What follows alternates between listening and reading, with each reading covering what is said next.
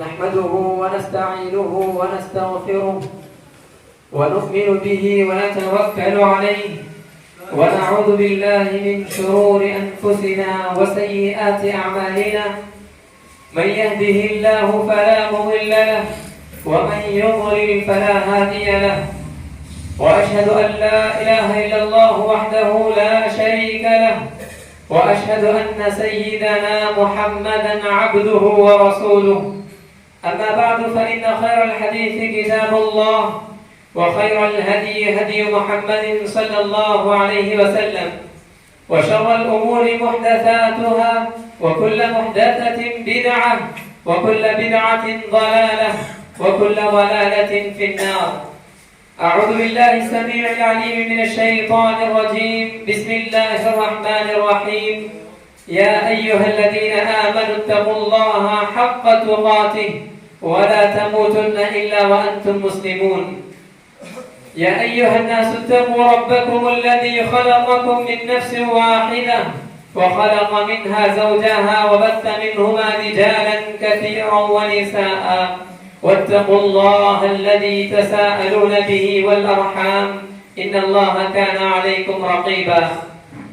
يا أيها الذين آمنوا اتقوا الله وقولوا قولا سديدا يصلح لكم أعمالكم ويغفر لكم ذنوبكم ومن يطع الله ورسوله فقد فاز فوزا عظيما. وقال الله عز وجل في موضع آخر ثم أوحينا إليك أن اتبع ملة إبراهيم حنيفا وما كان من المشركين. محترم و مکرم حاضرین خطبہ عید الاضحیٰ، پردہ نشین خواتین اسلام، آپ تمام حضرات کو دل کی گہرائیوں سے عید الاضحیٰ کی خوشیاں مبارک ہوں. حضرات گرامی، ہم جانتے ہیں یہ دن ہمارے لیے عید کا دن ہے، یہ دن ہمارے لیے خوشیوں والا دن ہے.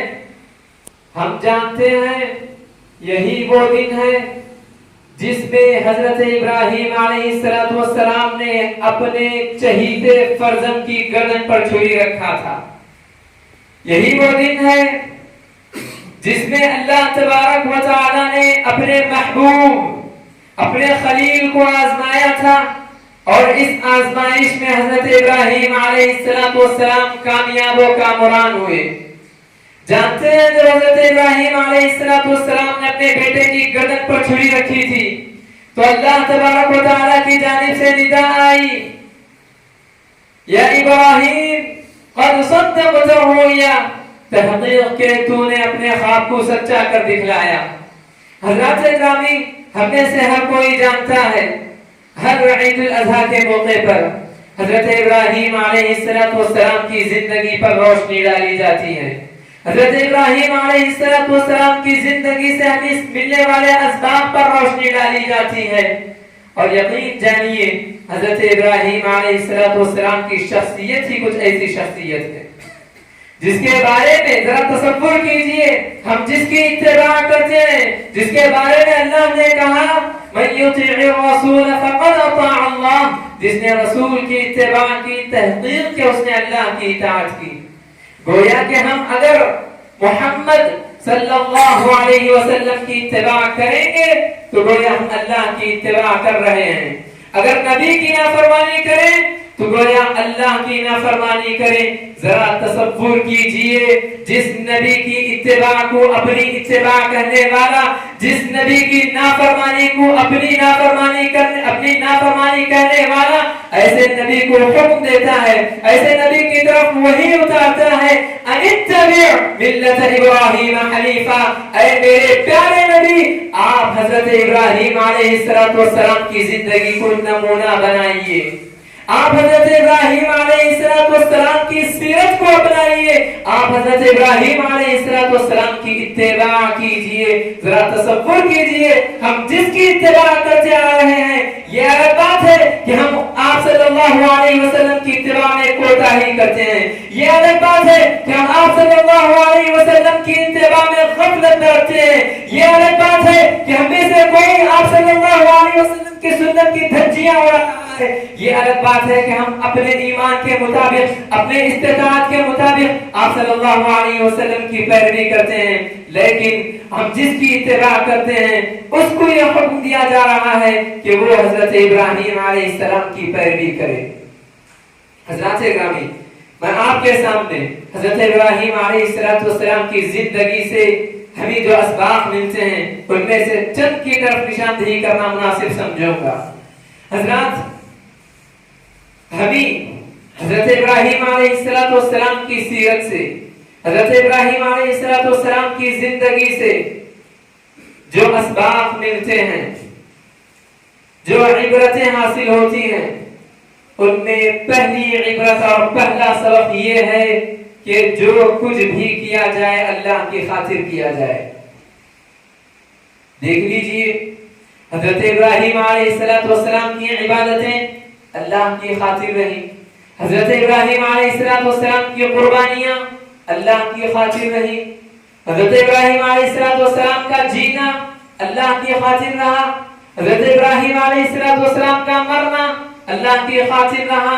جس کی پیروی کرنے کے لیے اللہ تبارک و تعالی نے نبی کریم صلی اللہ علیہ وسلم کی طرف وحی اتارتا ہے، حکم دیتا ہے، قل، اے میرے محبوب آپ کہہ دیجئے، ان صلاتی ونسکی ومحیای ومماتی للہ رب العالمین. اے میرے محبوب آپ کہہ دیجئے کہ میری عبادتیں، میری قربانیاں، میرا جینا اور میرا مرنا اس اللہ کے لیے ہے جو تمام جہانوں کا پروردگار ہے.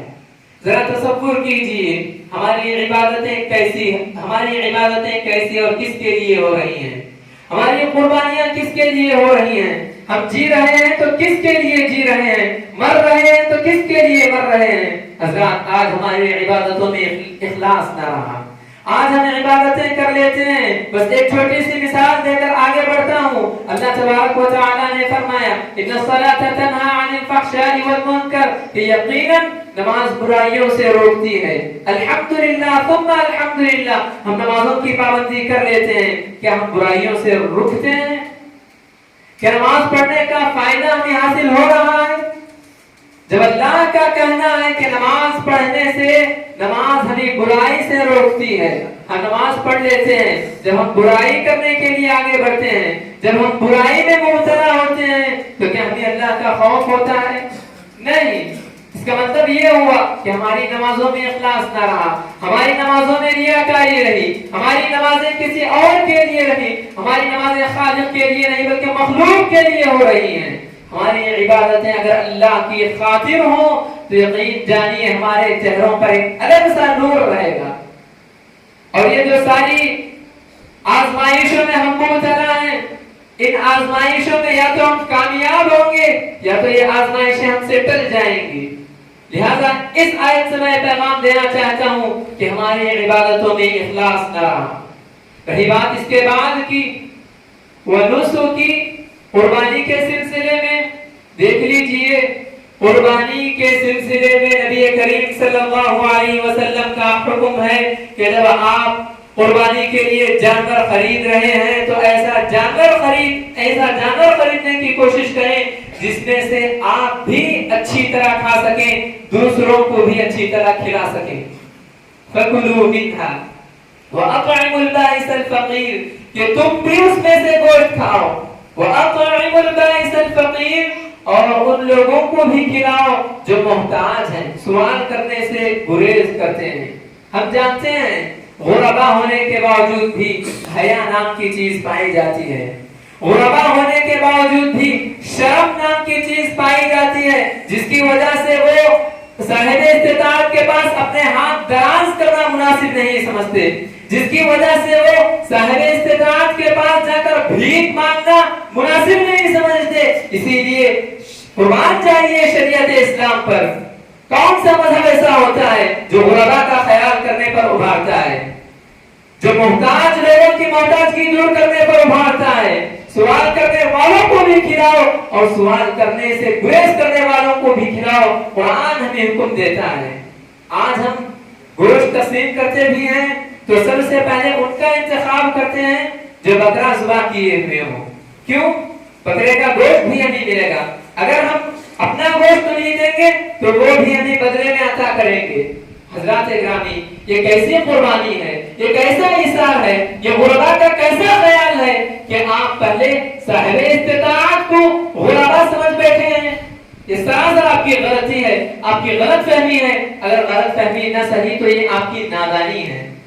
اس لیے میں آپ سے اس آیت کے ذریعے پیغام دینا چاہوں گا، وَأَطْعِمُوا الْبَائِسَ الْفَقِيرَ کے مناسبت سے آپ سب سے پہلے جب گوشت کے کور تیار کر لیتے ہیں تو سب سے پہلے ان کا انتخاب کریں جن کے گھروں میں عید کی طرح نہیں منائی جاتی.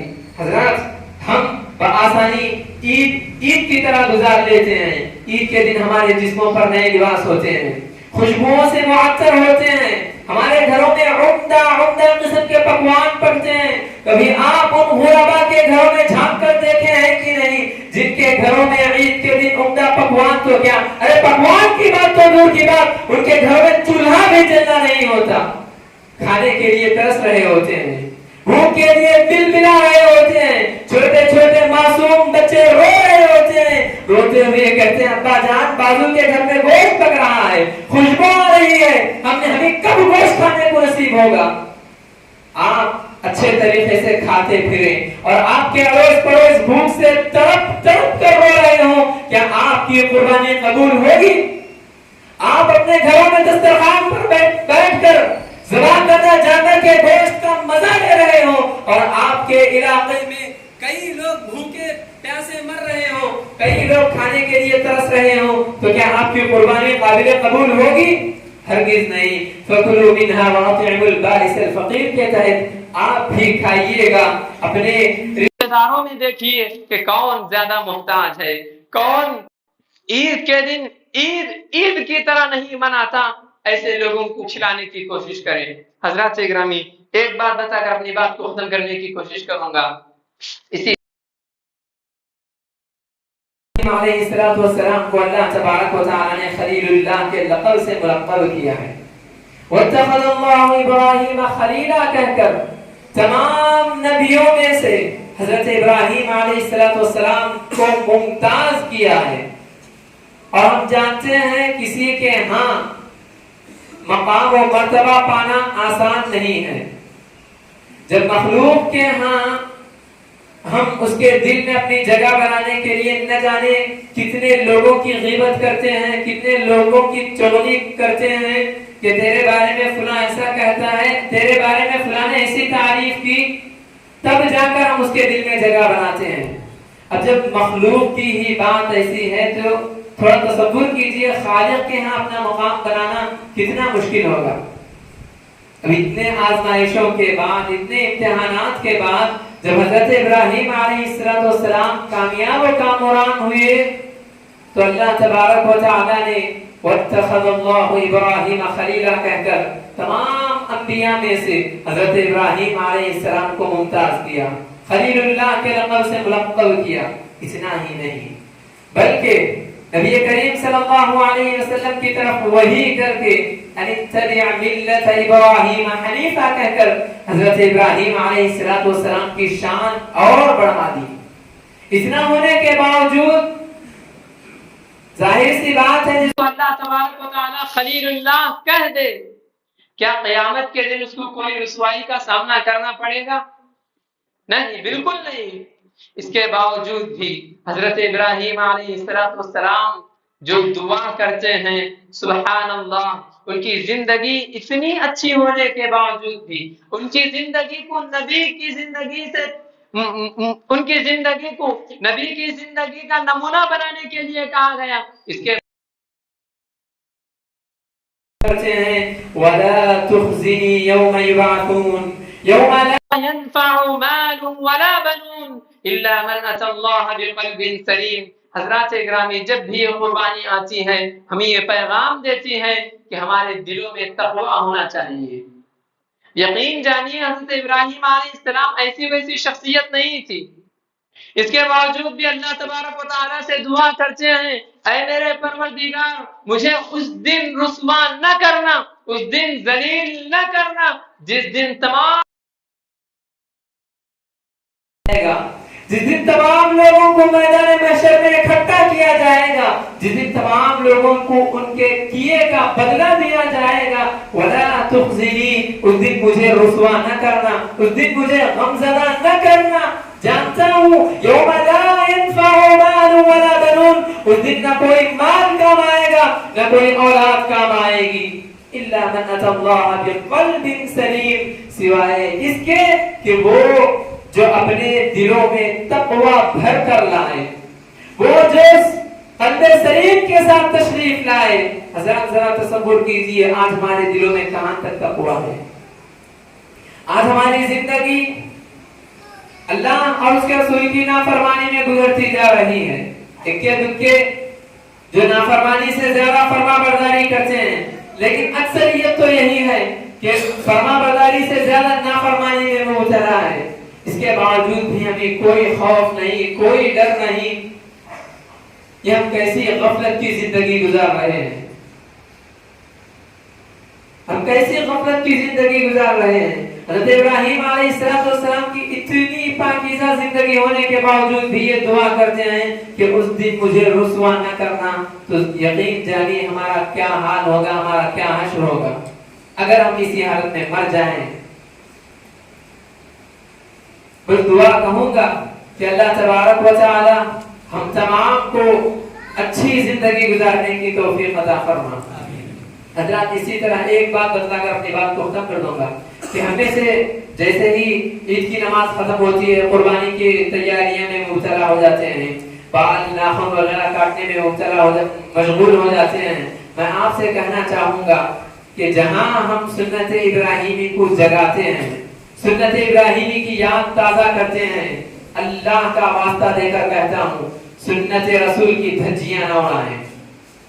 جہاں ہم سنت ابراہیمی کی یاد تازہ کرتے ہیں وہیں پر سنت رسول کی دھجیاں نہ اڑائیں، بلکہ اللہ کا یہ حکم ہے کہ اگر ہم رسول کی اتباع کریں گے تو گویا ہم اللہ کی اتباع کریں گے۔ عید کا دن ہوتا ہے، سنت ابراہیمی کی یاد تازہ کی جاتی ہے، لیکن اپنے رسول کی، اپنے پیغمبر کی سنت کی دھجیاں اڑاتے ہیں۔ آپ بال کٹوائیں، ناخن کٹوائیں، آپ کی حیثیت کے مطابق آپ کو نیکیاں ملیں گی۔ اگر آپ داڑھی کٹواتے ہیں، اگر آپ داڑھی چھیلتے ہیں تو یقین جانیے سنت رسول کی دھجیاں اڑا رہے ہیں۔ اس لیے میں آپ سے بس اتنا ہی پیغام دینا کی یاد تازہ کرتے ہیں، وہیں پر ہمیشہ کے لیے مرتے دم تک سنت رسول کو جگائے رکھیں، سنت رسول پر ثابت قدم رہیں، سنت رسول پر ڈٹے رہیں، تبھی جا کر ہم اللہ تبارک و تعالیٰ کے ہاں اپنا مقام بنا پائیں گے، تبھی جا کر قیامت کی رسوائی سے ہم اپنے آپ کو محفوظ رکھ سکیں گے۔ لہذا آخر میں رب العالمین سے دعا گو ہوں کہ اللہ تبارک و تعالیٰ ہم تمام کو قربانی کرنے کی توفیق عطا فرما، قربانی کے گوشت میں غرباء و مساکین کا خاص خیال رکھنے کی توفیق عطا فرما۔ اے اللہ تو ہم تمام کے گناہوں کو معاف فرما، ہم تمام کی نیکیوں کو قبول فرما، ہمیں جو پریشان حال ہیں ان کی پریشانیوں کو دور فرما، جو پریشانی اور مصیبتوں میں مبتلا ہیں ان کی پریشانیوں اور مصیبتوں کو ختم فرما۔ اے اللہ تو ہمیں جب تک زندہ رکھ، اسلام و ایمان کی حالت میں زندہ رکھ، جب خاتمہ ہو تو خاتمہ بالخیر ہو، آمین ثم آمین۔ وآخر دعوانا الحمد للہ رب العالمین وما علینا الا البلاغ، والسلام علیکم ورحمۃ اللہ وبرکاتہ۔